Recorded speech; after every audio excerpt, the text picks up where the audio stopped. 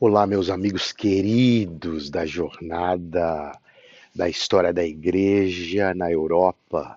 Eu estou em Saint-Cyr-au-Mont-d'Or. É uma cidadezinha bela do lado de onde nós moramos. Nós moramos em Collonges-au-Mont-d'Or.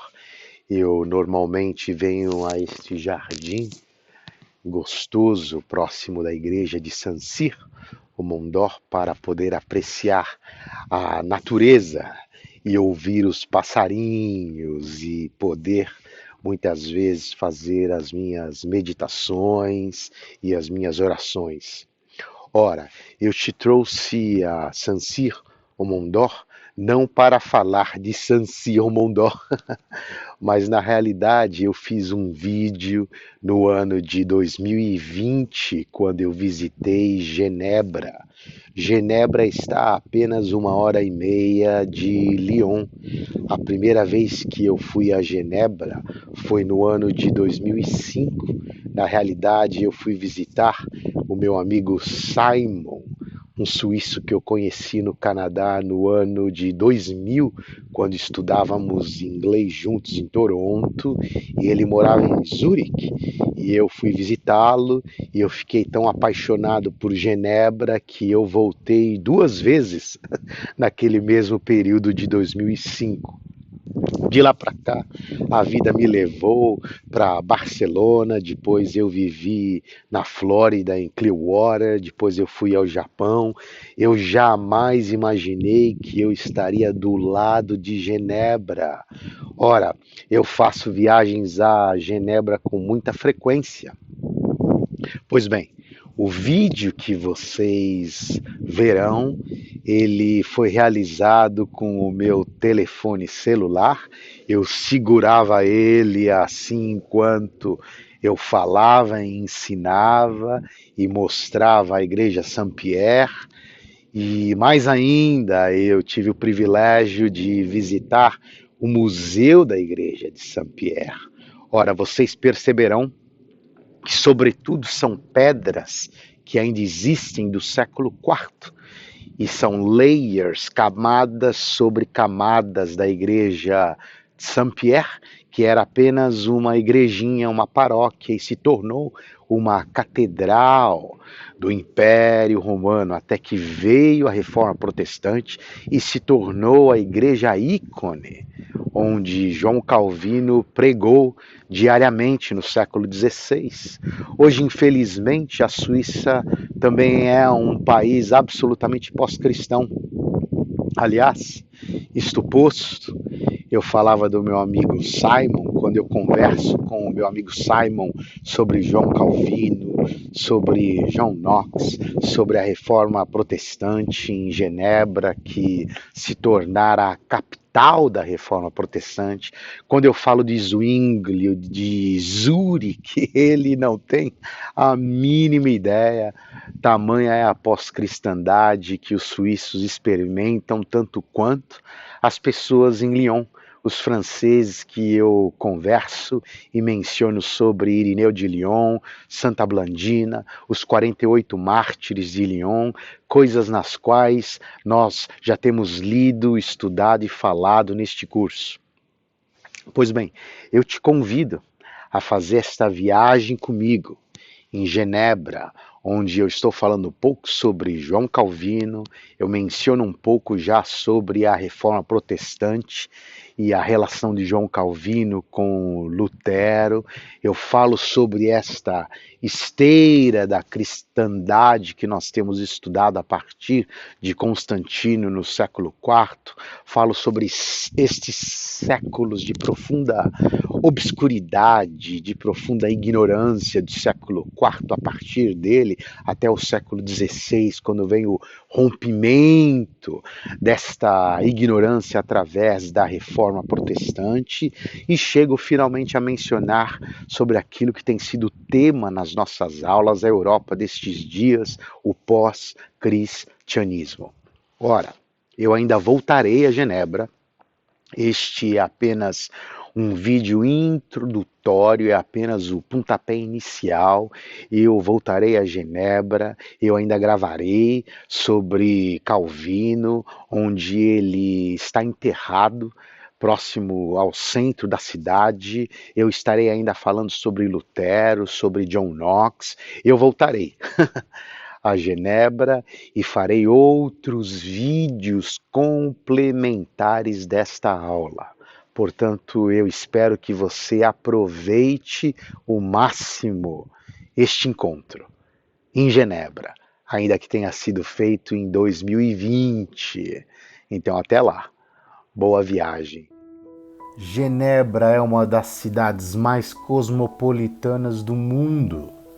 Genebra, onde centenas de idiomas e culturas se misturam diariamente. Genebra das Nações Unidas, Genebra das dezenas de organizações não governamentais, Genebra da Reforma Protestante, Genebra de Calvino, Genebra de quase 500 mil de habitantes. Pois bem, eu me encontro no centro histórico da cidade de Genebra. Aliás, exatamente onde está a Catedral de Saint-Pierre, utilizada no século XVI por João Calvino e se tornou uma catedral protestante. Antes não era. De fato, o museu que está ao lado da catedral nos leva ao ano 380 no século IV. É isso mesmo. Muitas catedrais foram construídas, no mínimo 3, antes de nós termos a Saint-Pierre que nós temos hoje e que fora palco ou púlpito para João Calvino. E talvez você me pergunta, por que você está dizendo isto? Porque as primeiras pedras desta catedral foram datadas no século IV. A razão é simples e você já me ouviu falando sobre este processo de cristianização que se inicia com Constantino, o imperador romano. Ora, quando nós entramos neste museu, uma das primeiras sentenças que eu leio é que o bispo de Genebra, ele tinha um papel importantíssimo do ponto de vista religioso, econômico, político e administrativo também. Nós estamos dizendo de uma junção, de uma fusão do pragmatismo romano, da chamada Pax Romana, com a filosofia grega aristotélica, que tem um poder esmagador sobre o nascimento daquilo que a gente chama de religião cristã, do ponto de vista social, econômico, político em Constantino.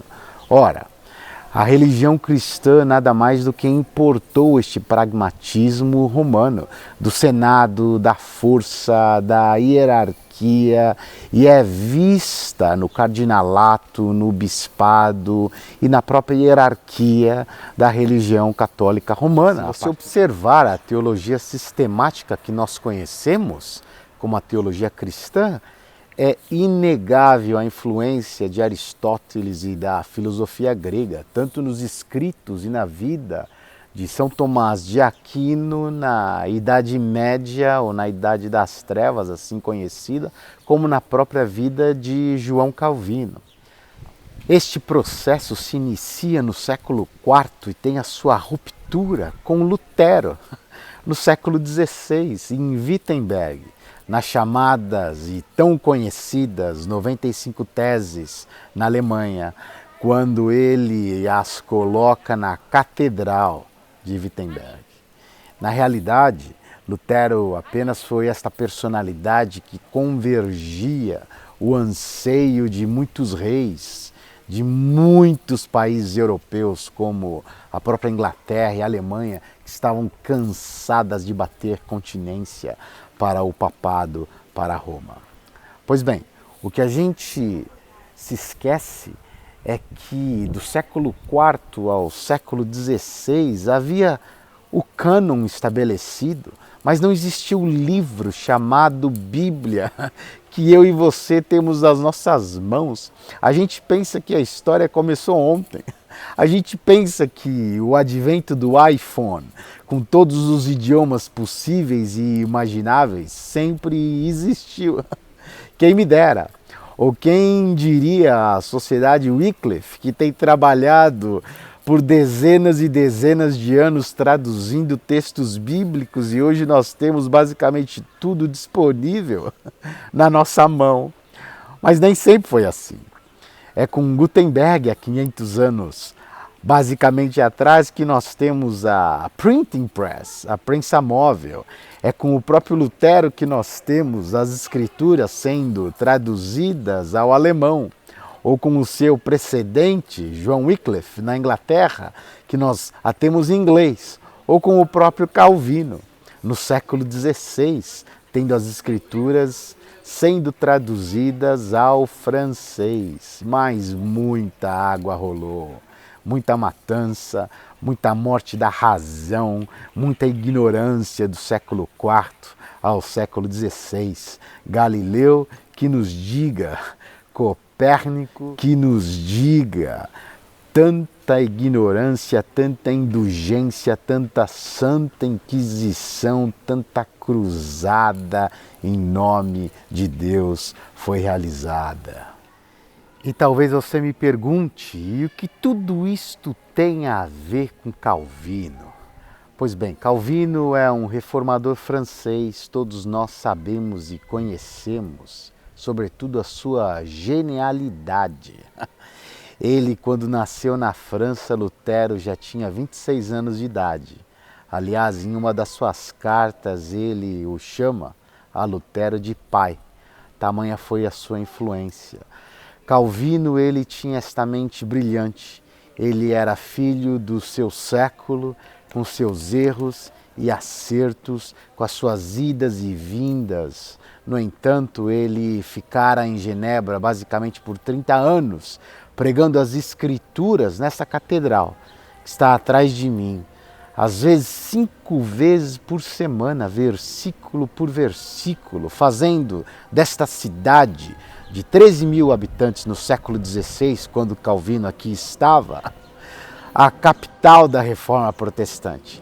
Aquilo que Roma representava para o catolicismo, assim Genebra representou para a Reforma Protestante. Neste momento eu vejo um sightseeing tour passando bem diante de mim.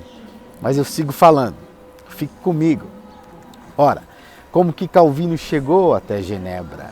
Ele, na realidade, em 1536, estava viajando para Estrasburgo, na França, e forçosamente ele teve que desviar o seu caminho, a sua trajetória, e veio a Genebra. Ora, a sua intenção era ficar apenas uma noite, mas chegando aqui, o reformador protestante Farel o convidou para ficar. Existiam outros reformadores na cidade, como Teodoro de Beza e o próprio John Knox, que chegara como refugiado e fora discipulado por Calvino. E ele, inclusive no auditório e na capela, ainda hoje que nós temos aqui atrás, uma capela linda, charmosa, gótica, John Knox iniciou uma reunião, um culto protestante anglofônico que existe até hoje. Calvino era dono de uma inteligência extraordinária, que aliás era reconhecida até mesmo pelos seus inimigos. Aos 17 anos de idade, por exemplo, ele já estava formado em ciências humanas. Posteriormente, ele se formaria em direito e ainda dominaria o latim e o grego. Agora, olha aqui para mim, este local, Genebra, sobretudo a Catedral de Saint-Pierre, se tornou um grande centro da fé reformada em toda a Europa.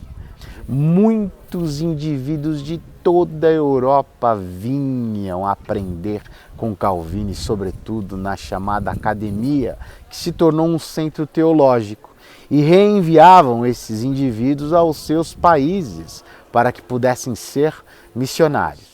Aliás, muita gente não sabe, mas os primeiros protestantes que chegaram no Brasil, na Baía de Guanabara, com esta intenção não só missiológica, missionária, mas também de colonização na chamada França Antártica, foram missionários enviados por Calvino, ou no mínimo de Genebra. Pois bem, chegando no Brasil, eles deram de cara com a colonização portuguesa. Você pode dar uma gugada e você vai ver que esses indivíduos foram martirizados. Eles, antes de serem martirizados, escreveram uma confissão de fé belíssima, chamada Confissão de Fé da Guanabara. A gente gosta de romantizar, a gente gosta de pensar que a reforma protestante ou os reformadores foram estes indivíduos sem mácula e sem mancha. Não! Eram filhos do seu século, dentro do espaço e tempo, com seus equívocos, com as suas limitabilidades, com as suas esquisitices. Por exemplo, se você googar o nome de Miguel Servet ou Miguel Servetos, depende do idioma e do Google que você utilizar, você vai dar de cara com um indivíduo espanhol, treinado pelos dominicanos, que quando estava em Genebra foi acusado de herege, colocado à fogueira, tendo o consentimento de Calvino, que presidia o concílio da cidade.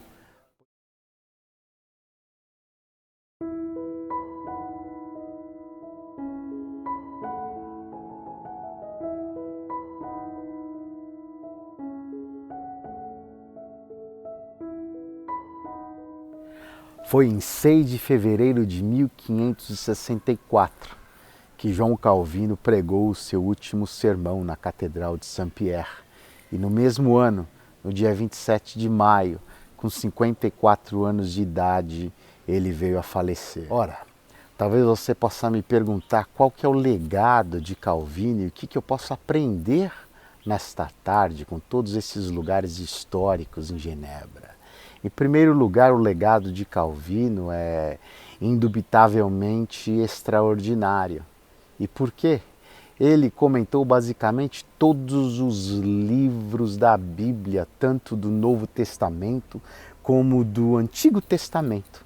E mais ainda, a principal obra da Reforma Protestante fora escrita por Calvino, de modo que ele começou a escrever as Institutas da religião cristã quando ele tinha 24 anos de idade. Um ano depois da sua conversão. E os historiadores dizem que com 26, 27 anos aproximadamente, esta obra já estava completa. E mais ainda, John Knox quem diz que em Genebra tinha sido constituída a escola mais perfeita de Cristo desde os dias dos apóstolos. E olha só, minha reflexão nesta tarde parte da premissa que Deus sempre falou ao coração do homem. Mesmo quando as Escrituras não estavam num livro chamado Bíblia, mesmo quando tudo estava escrito em latim ou grego, Deus sempre falou e sempre falará através da sua palavra, que é o Verbo que se fez carne, Jesus de Nazaré. Nós temos o privilégio de ter as Escrituras nas nossas mãos, mas Ele fala, como sempre falou, através da natureza, através da consciência do homem, através de milhões e bilhões de maneiras, porque Ele é livre. O que eu com muita tristeza vejo hoje vivendo na Europa é esta influência de tanta matança, de tanta ignorância, de tanta guerra. Eu hoje existo no lugar que é pós-cristão. Não só de santas inquisições, de cruzadas, mas a partir da Reforma Protestante, nós também temos as guerras como dos 100 anos, os conflitos na Irlanda com cristãos, católicos e protestantes, ou na própria França, huguenotes e católicos, ou a própria Segunda Guerra Mundial, que em última análise fora uma guerra entre cristãos, onde tinha como apoio Hitler, a própria Igreja Luterana. Por isso é que nós encontramos uma Europa tão resistente à religião, a tudo aquilo que vem do cristianismo. No entanto, não é resistente à espiritualidade, não é resistente aos ensinamentos de Jesus, vindo dos evangelhos. Ora, estou dizendo isto porque eu sei que o significado e o entendimento de conhecer a verdade e a verdade nos libertar tem a ver com este fato de conhecer a Deus e a nós mesmos. É uma das coisas e lições que na minha formação de acompanhamento espiritual, nesses últimos quase 3 anos, eu tenho encontrado. 1, 2, 3 e mais vezes. E vem exatamente das institutas da religião cristã, que é imprescindível conhecer a Deus, o seu amor, a sua graça, mas a gente só conhece a Deus quando a gente se conhece. A gente só conhece a Deus quando nós nos conhecemos. Ora, não se esqueça que nós somos um flagrante diante de Deus. Ele nos conhece. Não há nada que eu possa esconder dele. Por isso, a minha sombra mais escura, o meu lado mais horroroso e feio do coração, em verdade, diante de Deus, sempre será infinitamente mais belo do que a melhor das minhas performances. Eu deixo você aqui com esta reflexão. Um beijo grande e até a próxima.